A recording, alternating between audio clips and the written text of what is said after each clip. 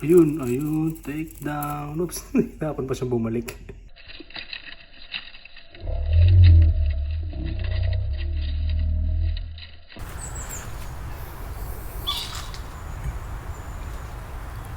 Yo, what's up guys? Kumusta?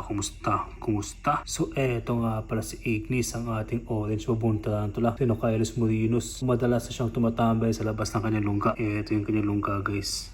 Diyan, sa likod ng kahoy na ito. At eto yung ating apat na mga tarantula guys.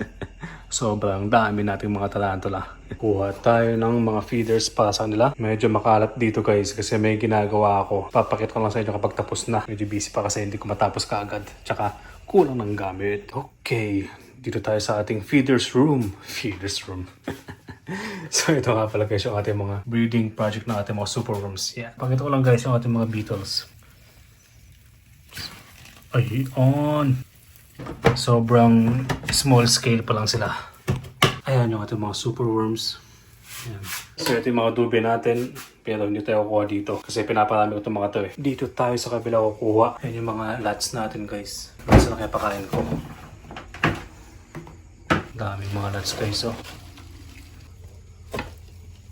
Ang hirap huliin.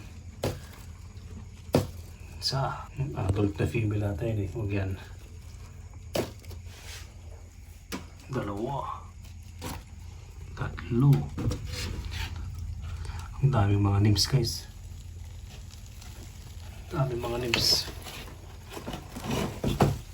May nangitlog pa dito.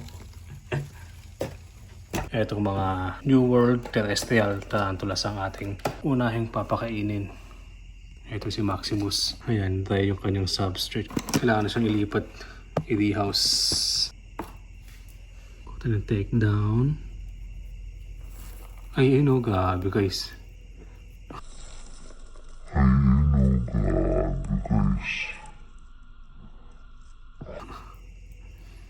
Gustong na gutom, gustong manakit.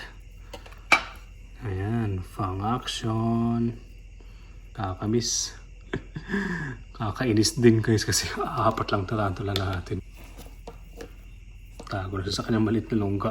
Kailangan ng i-rehouse. Ito yung kanyang hinigaan nung nag-molt siya.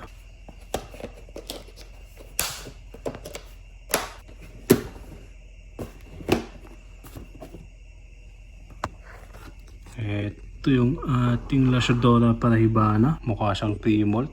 Magte-take-down kaya ito. At tayo ng medyo makulit. Medyo malaki-laki. Let's see guys. Dito ko tinalapag kasi makulit naman tayo. Tatakbo to. Hindi niya pinansin guys. Mukhang pre-molt. Apat na nga lang kayo eh. Ayaw niyo pa magpakita ng take-down. LP. Lachadora parahibana. Wala pa tong pangalan guys. Pangalanan niyo kung gusto niyo. Wala guys. Pre-molt. Ay hindi.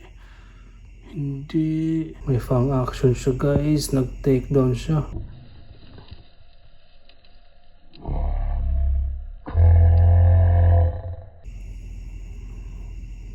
O diba? Mukhang pre-molt eh. Laki ng abdomen niya eh. Try natin dalawa guys. Ayun o. Binantayan niya. Ayun o. Dalawang take down. Double take down guys. Oops, nasaan yung tarantula dito? Ayun, ay. Nasaan siya guys? Pinagbihisan lang to ah. Kung kumuha siya ng lungga niya. Let's see kung papalabas natin siya. Ayun o, may toe doon guys. So, ayun o. Lalabas to. Ni? Takbo. Mahihayin to ah. Normally, nasa labas lang to ah.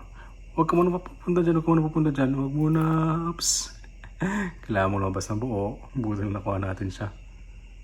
Kailangan mo lumabas ng buo. Ayun guys, so take down.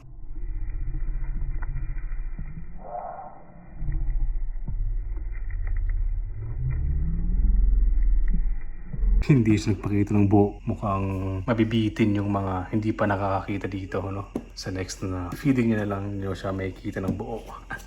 Pa-suspense muna siya. Si Ignis na guys ang next natin. Natin ang kanyang enclosure. Ay, nagtago na. Nagtago na siya.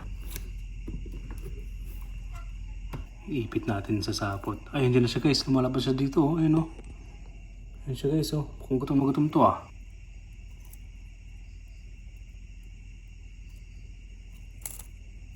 Ayun, take down. Oops, dapat pa siyang bumalik. Naipit si Ignis.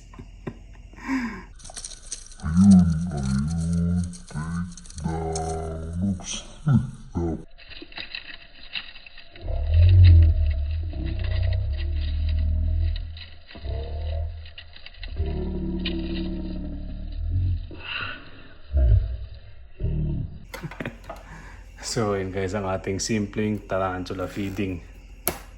Napaka bilis kasi apat lang sila eh.